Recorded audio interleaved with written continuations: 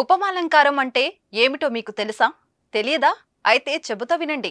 ఏమీ లేదండి, కాస్త ఉప్మా రవ్వ తీసుకోవాలి, పచ్చిమిరపకాయలు ఉల్లిపాయలు వేయించాలి, గిన్నె పెట్టాలి, నూనె వేయాలి, అంతే. ఏంటి ఆశ్చర్యపోతున్నారా? ఉపమాలంకారం గురించి చెబుతానని చెప్పి ఉప్మా రెసిపీ చెబుతున్నారేంటి అనుకుంటున్నారా? మరేం చేస్తాం, పరీక్షలో ఉపమాలంకారం గురించి రాయమంటే ఇదే రాశాడు ఓ జాతిరత్నం.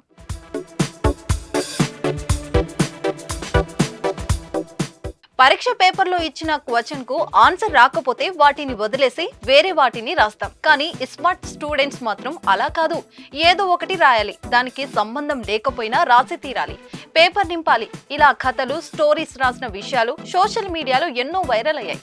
కానీ ఓ స్టూడెంట్ రాసిన ఆన్సర్ ఇప్పుడు వాటికి మించి ఉంది.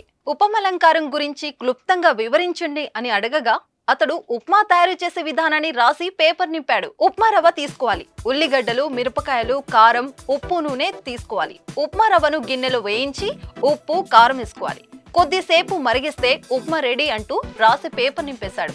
అయితే అతడు రాసిన పదాల్లో తప్పులు కూడా నవ్విస్తున్నాయి. ప్రస్తుతం ఇది సోషల్ మీడియాలో వైరల్ గా మారగా ఫన్నీ కామెంట్స్ వస్తున్నాయి. అసలైన జాతిరత్నం అంటే వీడే, భవిష్యత్తులో మంచి వంటగాడివి అవుతావురా తమ్ముడు అంటూ ఓ నెటిజన్ కామెంట్ పెట్టాడు.